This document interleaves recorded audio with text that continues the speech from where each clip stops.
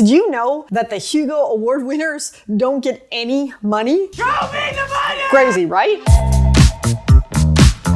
Hi guys, it's Whitney. Welcome back to my channel. Today's episode is going to be all about the Hugos because 'tis the season. In case you didn't know, the Hugo Awards are happening during the first week of September. And so a lot of booktubers and sci-fi fans are going, including myself. I'm so excited. So what are the Hugos? Hugos are considered the premier award in science fiction and fantasy in the fandom today. How do I know it's the premier award? Because that's what it says on Wikipedia. And Wikipedia is always right. The Hugo Awards are called the Hugos because of a gentleman named Hugo Gernsback. This guy was very famous in the 1920s because he created the Amazing Stories magazine. That was the first ever science fiction fantasy magazine in the United States and is credited with bringing interest to science fiction and fantasy in a very wide audience and basically caused the commotion that it is today. Now, because he was the editor of a magazine, you're gonna see that reflected a lot in the Hugo Award categories. The Hugos were started in 1953. The whole spirit of the award is that science fiction, fantasy, and horror has been generally ignored in most literary awards. So they decided to make our own, and that's how the Hugos started. It used to be open to vote for everybody. However, in the 1960s, they realized that they probably ought to have a limit on who can vote. So the Hugo Awards are this big annual prestigious award. It's not just novels and authors, it's supposed to be for the entire fandom. What makes the Hugo Awards so prestigious is the fact that they are awarded by the fans. What I mean by that is there is no voting committee. You and I can vote in the Hugos. All that's required to take part in the Hugos is to join the World Science Fiction Convention, or Worldcon. And you can usually do that between $80 and $180. And you can do that by going to their website online. Now, the reason why they don't hold it open to everyone is they wanted it to be true science fiction, fantasy, horror fans. And so they thought, hey, if you're a member of Worldcon, then you're probably going to be somebody who is dedicated to the fandom, and you're probably going to be somebody who reads all of the nominees and actually gives us good quality books or works. So far, that's been true. Hopefully. This is something that separates the Hugo from the Nebula. The Nebula is voted on by authors. So you have to be an author of a science fiction or fantasy novel that has been successful to even vote. And then the committee of judges, which I think there's a panel of 6 or 7 people, I could be off on that number. The panel of judges is the ones who figures out who wins. The Nebula Awards usually come out in May. You can nominate your work, or your publisher can nominate your work by making it available to the judges. The Hugos are different because there is no way to nominate your work. You have to hope that your fans and the people who read your work are the ones who nominate it. What's also really interesting about the Hugos is that you get a trophy if you win. However, there's no money associated with it. You don't get anything other than a trophy and your claim to fame. You can get bragging rights, and your publisher can put on the book winner of the Hugo Award or Hugo nominee, and you'll probably be able to put Hugo Award winning author on all your future books. But other than that, there isn't a whole lot of prizes that somebody gets. There have been times in which Hugos were not awarded. That means that the fandom voted no award in that category. So if they didn't think that there was a good nominee on the list of finalists,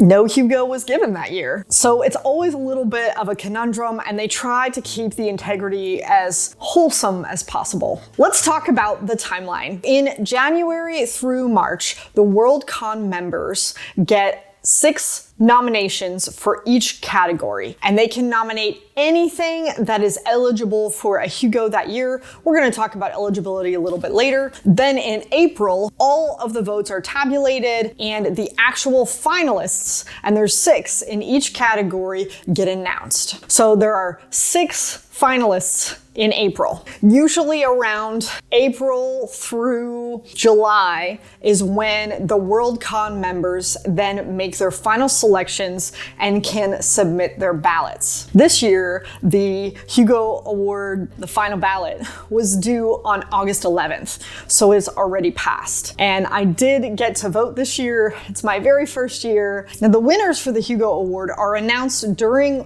the Worldcon convention. They have this big red carpet, fancy event every year. All the nominees are there, and the fans, if you want to go, you can go. You get to see in action live who won. Now let's talk a little bit about the categories and eligibility. So what makes you eligible for a Hugo Award is that it has to have been published in English within the last year. So that means that the winner of the 2022 Hugo that I'm going to was published in 2021. Now this does include an ebook or self-published works, so you have to have been published within the last year. You also have to have been published in English. This is why the Three-Body Problem won. Even though it was published in 2008 in China, it didn't win until 2015 because it wasn't published and translated into English until then. It is also really difficult for self-published works to get into the Hugos because unless you're a fan that's keeping up with the most common or the most recent published works, if you find it a couple of years later, it's too late to nominate it for the Hugos, which I think is both a good and a bad thing in the Hugos. There are 16 permanent categories, 5 written fiction categories. The first and definitely most premier, most famous is the best novel. Now, the best novel has to be 40,000 words or more. It can be fantasy, sci-fi, or horror. You also have to know that it can be in the middle of a series. So it could be the third book or the fourth book or the second book. As you'll see, if you ever go looking at any of the award winners or the nominees, a lot of times it's in the middle of a series. The next category is novella, and that is defined as all of the previous rules, except it's 17,500 words to the 40,000 words. And then there's the category novelette, 7,500 words to 17,500 words. And then there is the last category, which is short story, which is less than 7,500 words. The short story category are usually published in magazines. Then there is the newest category to the Hugos called the best series category. Now this one, you have to have a minimum of 3 books within the series. It can be more, but it can't be less. It also is only eligible for the best series the year that the last book comes out. So again, if your final book in your series comes out in 2021, then that means that the Best Series Award is eligible for the 2022 Hugos. And then we have the category of graphic novel or comic or webcomic. We also have a category called the related works, which is a nonfiction category, but it's an editorial or a biography or a book review that really made an impact in the community as a whole. And then we have the 2 categories that everybody gets really excited about, and that is the best dramatic presentation. There's the best dramatic presentation long form, which has to be 90 minutes or over, which usually means a movie. And then there's the best dramatic form short form, which is usually 90 minutes or less. And most of the time, this means a TV show. Then we have a lot of other categories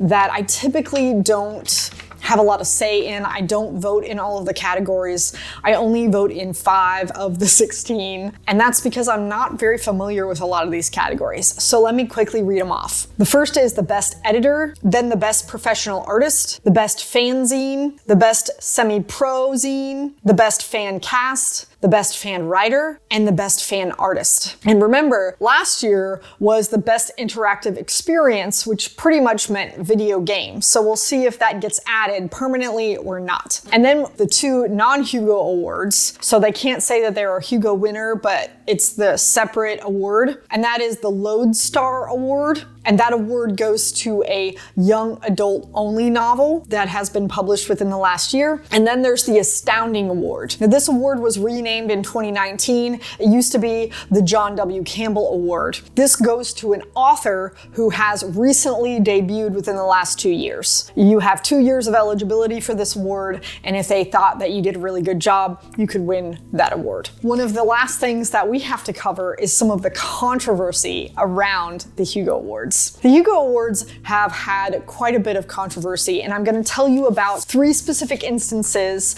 and then I'm going to tell you a little bit more about what's being done to fix it. So the first episode of controversy, I'm sure that there's more than that. It's just the ones that are really well known. And that happened in 1983 when the Church of Scientology decided to vote as a block and get all their members to join Worldcon so that way they could get Battlefield Earth, which is Ron Hubbard's premier work, and they wanted it to be the winner of Best Novel. Something happened and people realized what was going on, and for some reason Battlefield Earth didn't make it to the final nominations. So it wasn't considered a finalist that year. But the Church of Scientology did not give up. In 1987, they did the same thing for his work Black Genesis, and it did finally make the finalist list. However, the general votes that happened up until Worldcon that year ended up giving no award that year above Black Genesis. So that means that somebody else won that year. They moved on from there because the eligibility of those novels no longer applied. Another controversy came up. It started about 2 years prior to this, but really took shape in 2015. And this is the Sad Puppies campaign. Let me explain to you what happened with this campaign. But first, I want to tell you they have a patch. And so I'm going to put it up here on the screen. It looks like a cartoon. I'm not really sure what's going on with this. The Sad Puppies campaign started because they didn't want the Hugos to be, quote, become an affirmative action award. They said, quote, that the Hugos were giving awards on the basis of political correctness, favoring those who aren't straight, white, and male. Unquote. That was their campaign. So they got a whole bunch of members, people who were in the Sad Puppies, and they swept the nominations, where they made sure to nominate only the white, straight male, I guess. A lot of people in the fandom were really upset over this. As you can imagine, the fandom figured out what was happening, and so a lot of categories went to no award, and they weren't given out that year. Interestingly enough, it didn't seem to affect several of the categories because I guess the Sad Puppies category just ignored certain categories. So there were some winners, it just wasn't in all of the categories. It had traction the next year, but it was a lot less traction than it did the year before. Ever since then, the Worldcon committee got together and said, we don't want people to get together and form block groups of these fans or religious communities. We need to make sure that the rules prevent this. And so they passed a whole bunch of rules about tabulation and how the Hugo Awards are counted. I guess they pulled a Florida and a recount was done. They have since prevented more further blocks from being happened.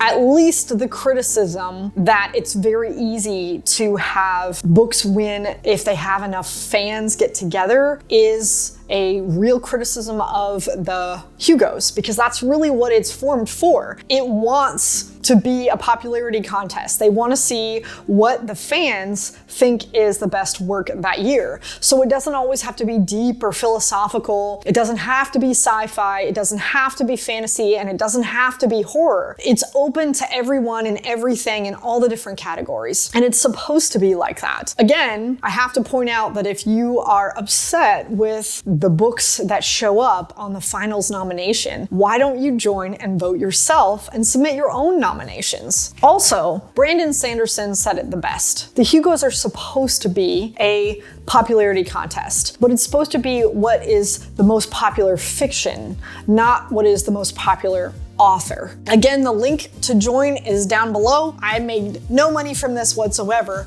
but I want to keep the fandom alive, and I want to keep the Hugos being one of the most prestigious awards. And to do that, you gotta be involved and you gotta vote. So if you know anything about the sad puppies, or you know anything else about the Hugos, definitely let me know in the comments section. If you liked this video, give me a thumbs up and consider subscribing. Remember that I got more Hugo content coming your way shortly.